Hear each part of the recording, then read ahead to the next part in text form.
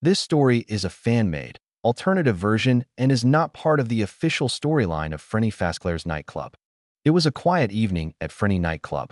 Colorful lights illuminated the room, and music played softly in the background. The staff was preparing for the opening. A new bouncer had just arrived at the club. His name was Filip, but no one knew he wasn't human. In fact, he was Avali, an alien creature covered in feathers. Thanks to a special holographic projector, he looked like an ordinary young man. The club's boss brought him into the main hall. "Ladies, I'd like to introduce our new bouncer," he announced. Frenni was the first to step forward. "Nice to meet you, Filip," she smiled. Bonfire followed her right behind. "Welcome to our club." Then Chiku, Fexa, and finally Marie. They all greeted him enthusiastically, and Filip felt much more relaxed. "Thank you all," he replied. "I'll try to do a good job." The first few hours went smoothly. Filip checked the entrances, walked the corridors, and supervised the club's security. The girls noticed that he was very responsible. "I have to admit that the boss made a good choice," Frenni noted. "Yeah, he's really reliable," Bonfire agreed. But Filip's holographic projector was an older model. It started to make a faint crackling sound during service. Filip noticed this and looked at the energy indicator with concern. "I guess not." Before he could do anything, the hologram flashed several times. BZZZT. The human form disappeared. In its place stood Avali, with feathers, a tail, and alien features. Silence fell over the room. "What?" Chiku shouted. Bonfire jumped back. "He's not human." Fexa blinked in surprise, and Marie covered her mouth. Even Frenni was shocked. Filip quickly raised his hands. "Wait. Please, don't panic. I don't want to hurt anyone." The girls just stared at him in disbelief for a few seconds. "So, you've been an alien all along?" Frenni finally asked. Filip nodded nervously. "Yes, I'm Avali. I use a hologram because I don't want to scare the others." Surprise gradually gave way to curiosity. Bonfire cautiously took a step forward. "So that's why you seemed a little strange sometimes. And those feathers are real?" Marie asked. Filip nodded. The tension slowly faded. The girls realized that it was still the same Filip they had recognized a few hours ago. Frenni smiled. "Well, you scared us a little. But as long as you're our friend and you do your job well, we don't care where you're from." The others nodded in agreement. Filip was relieved. "Thank you. I really didn't want to keep anything a secret forever. I just didn't know how to say it." And so Filip's first day at Frenni Nightclub ended in a much more unusual way than anyone expected. Nevertheless, he eventually gained everyone's trust and became part of the team. After the girls learned that Filip was Avali, the atmosphere in the club slowly calmed down. "So you really are from another planet?" Marie asked curiously. "Yes," Filip replied. "But I've been living among humans for a long time." Frenni folded her arms. "And why were you hiding behind the hologram?" Filip paused for a moment. "Because most people get scared just like you did a moment ago. I didn't want to lose my job before I even started." Chiku felt a little embarrassed. "Sorry about the yelling." "It's okay," Filip smiled. At that moment, the crackle of a walkie-talkie was heard. "Security, report in." It was the boss. Filip picked up the walkie-talkie. "This is Filip. Could you check the warehouse at the back of the building? The security sensors are picking up movement there." "I understand." Fexa smiled. "We'll come with you." "Yeah." Bonfire agreed. "I'm curious how the alien guard works." The group headed down a long hallway toward the warehouse. It was dark inside. Filip noticed several overturned boxes. "Someone was here. Or something," Marie whispered. Bonfire immediately hid behind Frenni. "That's not helping." Suddenly, there was a loud rustling sound. Everyone jumped. Filip quickly pointed his flashlight at the source of the sound. And then he stopped. "I hope not." A small cat was sitting behind the boxes. "Meow." There was a few seconds of silence. Then Frenni laughed. "So that's why the sensors went off." Chiku sighed. "I thought there was an intruder." Filip smiled. "Technically, I'm the intruder." The girls laughed even harder. Even Bonfire started laughing. "Okay, that was pretty funny." As they walked back to the main hall, Frenni noticed that Filip didn't look as nervous as he had before. "You know what?" she said. "I think we'll get used to you faster than you think." "Really?" "Sure," she replied. "You may be the first Avali we've ever met, but you're still part of the team." Filip's eyes lit up. For the first time since his hologram had turned off, he felt like he belonged somewhere. Little did he know that the following night would bring a much bigger surprise than a stray cat in the warehouse. The next morning, the boss called Philip to his office. Philip was nervous. His hologram was working again, but he knew that after yesterday there was no point in hiding anything. He knocked on the door. "Come in." Philip stepped inside. The boss was sitting at his desk, looking through some documents. "Sit down, Philip."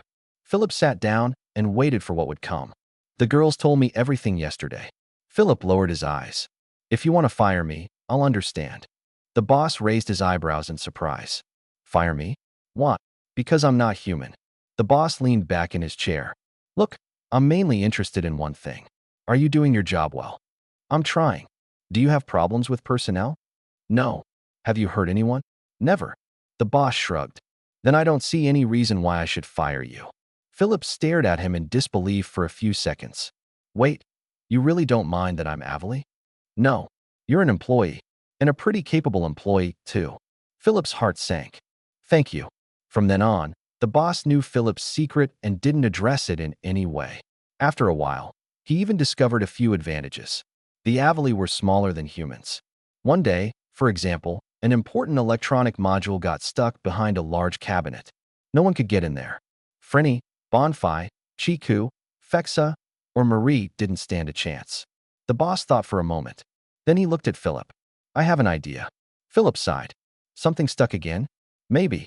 A few minutes later, Philip was lying on the ground, crawling through the narrow space behind the closet. "I got it." There was a ding. He climbed out with the module in his hand. "Perfect," the boss praised him. Bonfi laughed. "You are officially our small space specialist."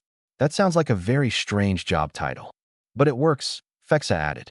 Similar situations began to occur. Once he pulled lost keys from a ventilation shaft.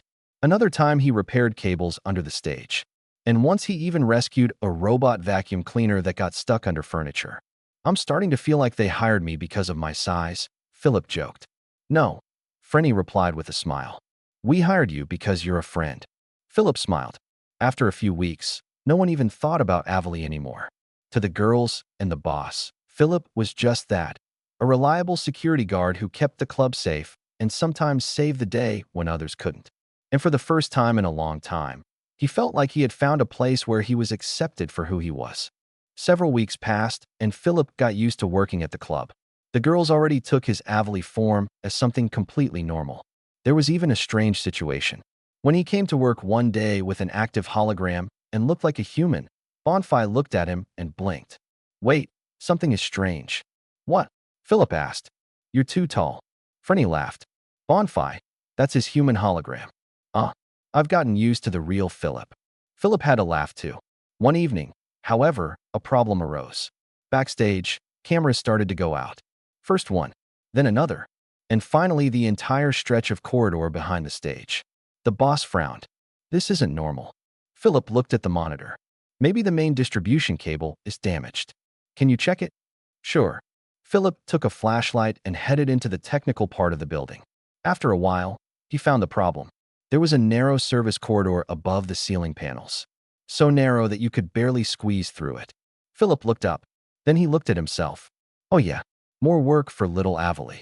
A few minutes later, he was already crawling through the service area. He did find the cable. The loose connector caused the entire system to fail. When he plugged it back in, the cameras immediately turned on. "We have a picture," the boss said into the radio. "Problem solved." "Good job, Philip." When he returned to the main hall, all the girls were waiting there. "So what?" Marie asked. "The cameras work." "I knew it," Chiku said. "How?" Philip wondered. "Because whenever there's a problem in some ridiculously small space, you end up fixing it." Everyone laughed. Then Frenni noticed that Philip looked a little tired. "You should take a break sometime." "I take breaks." "When?" Philip thought about it. "That's a good question." Another wave of laughter spread through the hall. And as the club continued its normal business, Philip realized that he no longer felt like a stranger who had just wandered in. He was part of the team, part of a strange little family that had accepted him despite the fact that he was from a completely different world. And he had no idea that someone would soon appear who knew much more about Avala than anyone in the club could imagine. One evening, the club was full of guests. The music was playing, the lights were shining, and everything seemed like an ordinary shift. Philip was checking the security monitors when he noticed a strange figure at the entrance. He wasn't human, and he wasn't an animatronic either. The figure had metal armor, glowing eyes, and technology that seemed all too familiar to Philip. Philip immediately became alert. This is not good. The stranger looked around the room. Then their eyes met. Philip, he said in a deep voice. Philip froze. You? I finally found you. The visitors didn't understand what was happening. Frenni, Bonfi, Chiku, Fexa, and Marie noticed that Philip looked much more serious than usual. Do you know him? Frenni asked. Philip nodded slowly. Unfortunately, yes. The alien reached out. An energy weapon opened on his forearm. Your journey ends today. Everyone out. Philip shouted. At that moment, the first shot flashed. Boom. An energy beam shot through the hall. The guests began to scream and run towards the entrance. Philip immediately deactivated his hologram. His true Avali form appeared before everyone. Okay, he muttered. This is going to be a long night. The alien fired again, but Philip's technology was much more advanced. Several light panels popped out of his wrists, forming a protective barrier. The beam bounced off. The alien backed away in surprise. Impossible. You're using very outdated equipment, Philip replied. Another series of shots followed. One of them, however, missed its target. The beam hit a support column next to the stage. There was a loud crack. Crack. Philip turned around, and he immediately understood what was going to happen. Part of the structure above the stage began to collapse, and right below it stood Frenni, Bonfi, Chiku, Fexa, and Marie. Watch out. Without a moment's hesitation, he ran. He threw himself between them just as pieces of the structure began to fall from above. Philip stretched out both hands. Shield activate. A blue energy dome lit up around them. At that moment, the ceiling collapsed. The impact shook the entire club. Tons of metal and debris hit the shield. Boom, boom, boom. The energy barrier trembled. Philip gritted his teeth. The energy on his equipment's displays was rapidly draining. Philip, Marie shouted. Are you holding it? So far, another piece of the structure hit the barrier. The shield cracked. Philip felt his equipment working at its limit. Still, he didn't give in. After a few endless seconds, everything stopped. The debris remained lying on top of the energy dome. Everyone inside was safe. There was silence. Bonfi blinked slowly. You just saved our lives. Philip exhaled exhaustedly. Yeah, I guess so. Frenni smiled. Remind me that we owe you a really big reward for this. But then a voice came from the other end of the hall. Impressive. The alien was still on his feet, and this time he was pulling out a much bigger weapon than before. Philip looked at him and sighed. Okay, I'll stop playing good guard now. New symbols lit up on his armor, and a much stronger energy began to flow around him. The alien suddenly looked considerably less confident, and the real fight was just beginning.